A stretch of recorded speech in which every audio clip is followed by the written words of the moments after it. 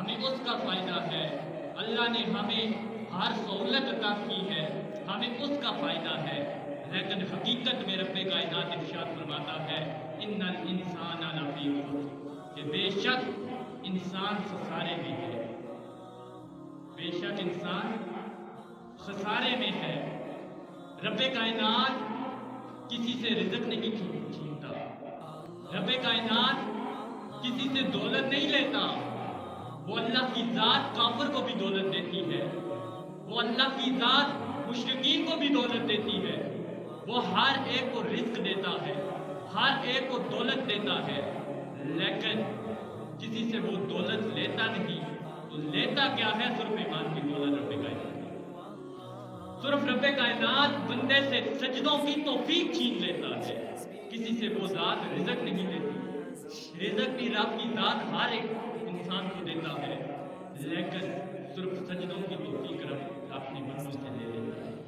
جب آپ کو سجدوں کی توفیق نہ ہو, رب کے سامنے اپنے سر کو جھکانے کی توفیق نہ ہو, تو سمجھ جائیں کہ رب کائنات ہم سے راضی ہے.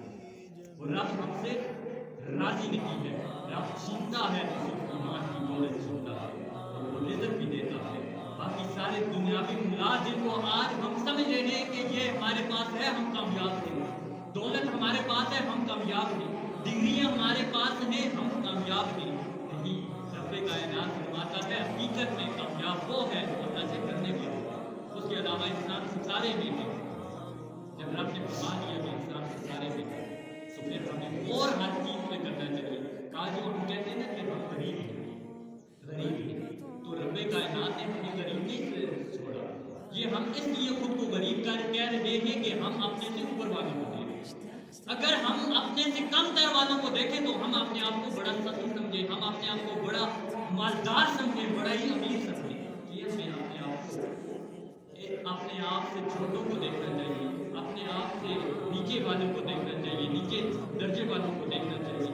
بڑوں کو دیکھیں گے تو ہمارے دل میں لالچ پیدا ہوگی, چھوٹوں کو دیکھیں گے تو ہم اللہ کا شکر ادا کرنے والے بن جائیں گے, اللہ کا شکر ادا کرنے والے بن. آج وقت ہے اللہ کی طرف لوٹا, آج وقت ہے اللہ کی طرف موڑا. رب فرماتا ہے وہ تو بڑی بے چینی سے انتظار کرتا ہے, اللہ بڑی بے چینی سے انتظار کرتا ہے, میرے بندے تو میری طرف لوٹا, میری طرف لوٹا, میری طرف لوٹا. لیکن بندہ خسارے میں ہے, بندہ خسارے میں ہے کہ مجھے کیا ضرورت ہے. بندہ موج میں ہے, بندہ مستی میں ہے کہ میرے پاس مال و دولت ہے, مجھے کیا ضرورت ہے مسجد میں نماز پڑھنے کی, مجھے کیا ضرورت ہے رب کے سامنے اپنے سر کو جھکانے کی. میرے بھائی, اللہ نے تجھے دولت عطا کی, اللہ نے تجھے جو مال دیا وہ صرف دینے والی ذات اللہ کی ہے. وہ چاہے تو چھین بھی لیتا ہے, اور تو عز و منتشا و منتشا, جس کو چاہتا ہے وہ عزت بھی بخشتا ہے, اور جس کو چاہتا ہے وہ ذلیل بھی کرتا ہے. تو آج اللہ کے گھر کی طرف لوٹ آئے, آج اللہ کی طرف لوٹ آئے, اللہ کی طرف موڑ آئے. ایک بندہ دریا کے کنارے بیٹھا ہوا دریا کے کنارے, تو کچھ لوگوں نے پوچھا کہ آپ ادھر بیٹھ کے کیا کر رہے ہیں؟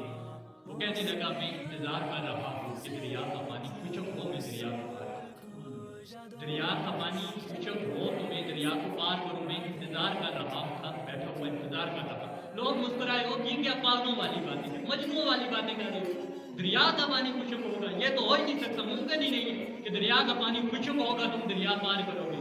کہا تم مر جاؤ گے, زندگی ختم ہو جائے گی, یہ دریا کا پانی خشک نہیں ہوگا.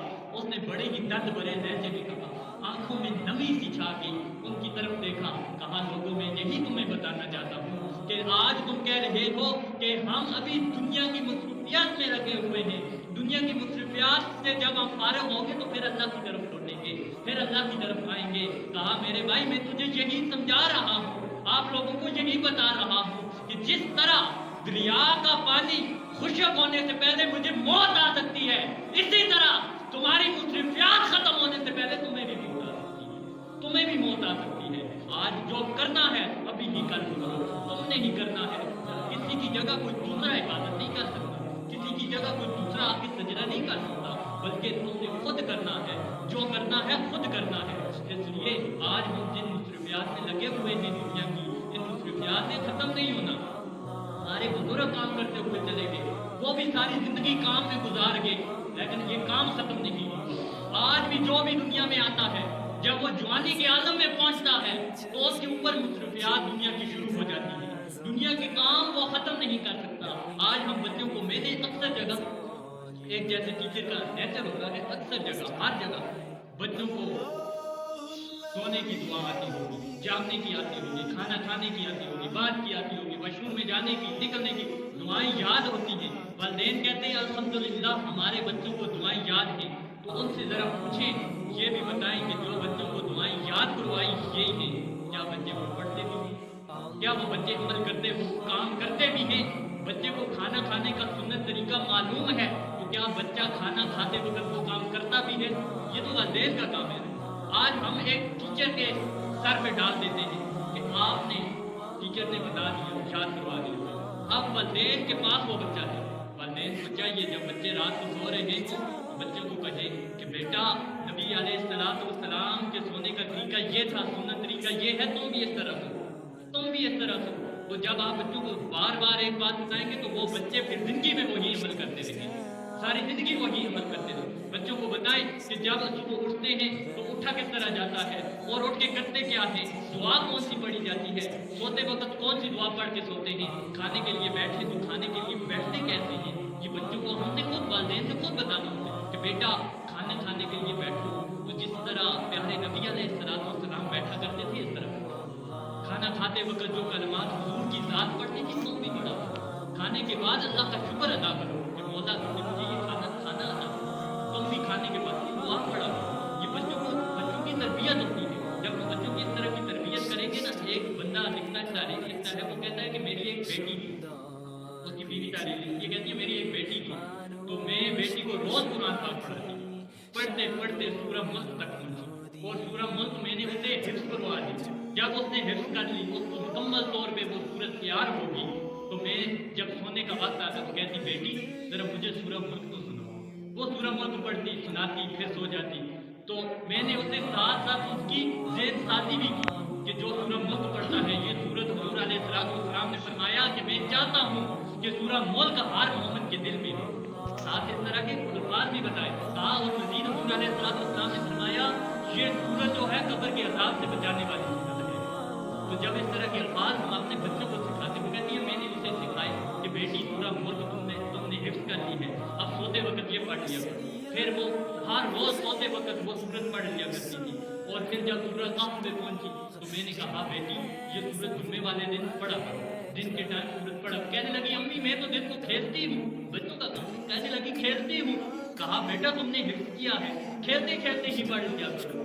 रब तो ये नहीं देख रहा खेलते खेलते पढ़ रही है, तुमने हिफ्ज़ की हुई है, पढ़ ली, रब को याद कर ले। ये बड़ी बरकतों वाली सूरत है, तो बड़ी अहमतों वाली सूरत है। जब इस तरह की ज़ेन शादी करते, वो कहती है मैं वापस आई, एक मरतबा हम बाइक गए थे घर से, उठते हुए रात को लेट वापस आए तो मेरी बेटी कहने लगी अम्मी आज बड़ी थकावट है, मुझे नींद भी तंग कर रही है, तो आज अगर मैं सूरत ना पढ़ूँ तो सो जाऊँ, फिर क्या होगा। तो वो कहती है मैंने कहा बेटा कि फरिश्ते कब का इंतजार कर रहे हैं कि आशिया सूरत पढ़े तो हम सुने, आशिया सूरत पढ़े हम सुने।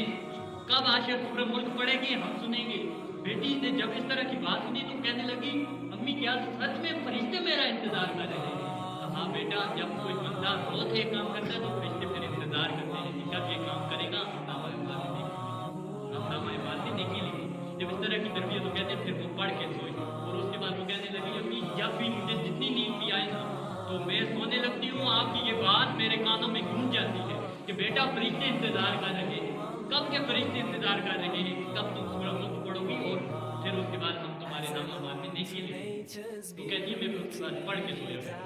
इस तरह की जब हम तरबियत करेंगे ना अपने बच्चों की तो यकीन जाने जब हम शुरू में हर रोज बच्चों को याद दिलाना होता है। बच्चों को आजकल बच्चों को दुआएं सारी आती हैं, लेकिन बच्चों को खाना खाते वक्त जब बैठे तो कहिए बेटा जरा ये दुआ पढ़, बेटा खाना खाने की दुआ आप आती है, खाना खाने की दुआ पढ़ के खाना, बेटा खाना खाने के बाद की दुआ आती है, खाना खा लिया है आप ये दुआ पढ़ो, बेटा सोने का टाइम है जरा सदमे पढ़ के सो जाओ, बेटा सोने की दुआ पढ़ के सो जाओ, जब उठे सुबह तो बेटा ये उठने की दुआ पढ़ के उठो।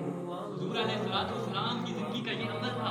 और जब आप बेटों को ये बताएंगे और फिर साथ तरबियत उनकी ऐसे करनी है कि बेटा जब तुम नबी की सुन्नत पे अमल करोगे तो उससे अल्लाह भी खुश होता है और हुजूर की کریں جب اس طرح آپ بیٹوں کی، اپنے بچوں کی، اپنے زیر کفالت رہنے والے لوگوں کی کفالت کریں گے کہ اللہ کی ذات حضور کی سنت پہ عمل کرنے سے اللہ بھی خوش ہوتا ہے اور حضور کی ذات بھی خوش ہوتی ہے، تو یقین جانے آپ کا بیٹا ہوگا نا، وہ اس کے دل میں ہر وقت یہ بات رہے گی کہ کس طرح میں اللہ کو راضی کروں، کس طرح میں نبی کو راضی کروں. تو وہ سوتے وقت جب سوئے گا تو اس کو اس وقت تک نیند نہیں آئے گی جب تک وہ دعا نہیں ہوگی. یہ کام آتا ہر ایک کو ہے. جیسے میں نے پہلے کہا کہ والدین کہتے ہیں الحمدللہ ہمارے بیٹوں کو، ہمارے بیٹے نے یہ بھی کاٹ لیا، یہ بھی کاٹ لیا، یہ بھی کاٹ لیا. ان سے پوچھے حضرت کیا اس میں عمل بھی کرتا ہے، کیا کھانا کھانے وقت پڑھتا بھی ہے؟ تو زیادہ تر جواب نفی میں یہی آتا ہے، اور یہ جواب ہوتا ہے ابھی بیٹے ہیں، بچے ہیں، بھول جاتے ہیں چھوٹے بچے. تو حضرت یاد کس نے یاد تو ہم نے دلانا ہے کہ بیٹا تم نے سوتے وقت نبی علیہ السلام دائیں کربٹ پہ سوتے تھے،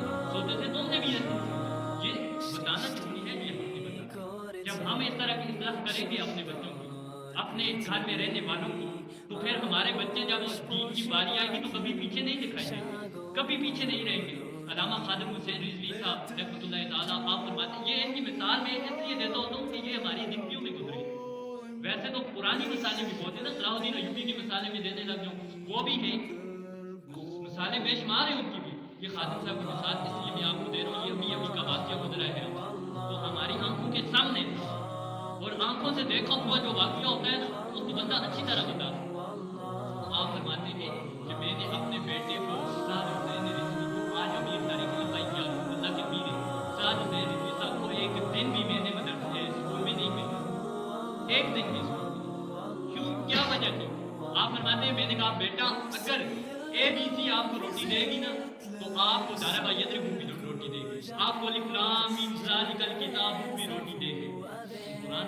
پھر کہتے ہیں کہ جب میرے بیٹے نے قرآن پاک حفظ کیا تو ایک جگہ رمضان شریف میں مسلح سنایا، سنانے کے بعد جب مہینہ پورا ہوا واپس آیا تو ایک بندے نے اسے 30,000 بھی دیا اور گھڑی بھی دی، کپڑے بھی دیے، کپڑے اس کے خوبصورت قسم کے. جب گھر آیا تو میں نے ایسے ہی کہا، ان کے الفاظ میں آپ بتا رہا ہوں، بیٹے کو وہ کہہ رہے ہیں، اپنے الفاظ ان کے سنے، انہوں نے کہا اپنے الفاظ میں وہ کہتے ہیں، میں نے کہا